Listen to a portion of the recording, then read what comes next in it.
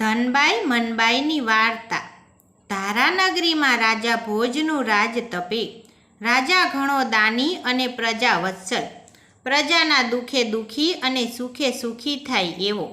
નગરીમાં ધનબાઈ અને મનબાઈ રહે, બંને પડોશણ, સાથે જ વ્રત તપ કરી ધર્મ ધ્યાન કરે। એવામાં પુરુષોત્તમ માસ આવ્યો। ધનબાઈ મનબાઈએ વ્રત લીધા। બંને રોજ ક્ષિપ્રા નદીમાં સ્નાન કરવા જાય, નાહીને પ્રાર્થના કરે। ધનબાઈ નાહીને બોલે કે મને ફળજો ભોજ ભૂપાળ, જ્યારે મનબાઈ એમ બોલે કે મને ફળજો નંદ ગોપાળ। એકવાર રાજની દાસી સ્નાન કરવા આવી। એણે ધનબાઈ મનબાઈની પ્રાર્થના સાંભળી, જઈને રાજાને વાત કરી। રાજા ભોજને નવાઈ લાગી। બીજા દિવસે વેશ પલટો કરીને જાતે નદીએ આવ્યો અને વાતની ખાતરી કરી। રાજા ભોજે નક્કી કર્યું કે નાહીને મારું સ્મરણ કરતી બાઈનું દારિદ્ર દૂર કરું તો જ હું રાજા સાચો। એણે તો તરત જ સેવકોને મોકલી ધનબાઈને દરબારમાં તેડાવી। ધનબાઈ તો રાજીના રેડ થઈ ગઈ, હરખનો પાર ન રહ્યો। નક્કી દયાળુ રાજા ભોજ સોના મહોર અને હીરા માણેક આપશે। ધનબાઈ તો આવી દરબારમાં અને હાથ જોડીને ઊભી રહી। રાજા ભોજે એને અધમણનું કોળું આપ્યું। ધનબાઈની ભોંઠપનો પાર ન રહ્યો। એ તો મોટી આશા લઈને આવી હતી અને મળ્યું અધમણનું કોળું। આખા મહિનાની મહેનત માથે પડી।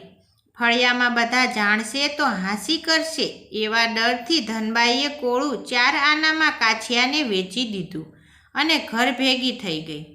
આ બાજુ ધનબાઈ ગઈ ને મનબાઈ આવી।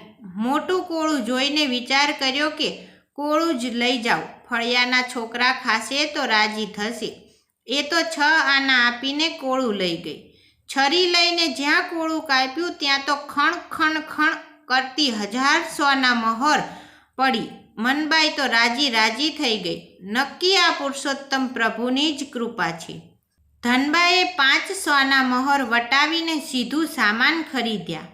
101 બ્રાહ્મણને નોતરી દીધા, જમાડીને મોં માગી દક્ષિણા દીધી। બ્રાહ્મણો તો મનબાઈનો જય જયકાર કરવા લાગ્યા। આ જય જયકાર વેશ પલટો કરીને તમાશો જોવા આવેલા રાજા ભોજે સાંભળ્યો। ધનબાઈના બદલે મનબાઈનો જય જયકાર સાંભળીને એને નવાઈ લાગી। તપાસ કરતાં જાણવા મળ્યું કે ધનબાઈએ તો કોળું 4 આનામાં વેચી દીધું હતું। રાજા સમજી ગયો કે જેના ભાગ્યમાં ન હોય એને ભૂપ પણ ન આપી શકે। ધનબાઈને આ વાતની ખબર પડી ત્યારે એની આંખ ઉઘડી ગઈ। ભગવાનને ભૂલીને ભૂપ ભજ્યા એનું જ આ પરિણામ હતું।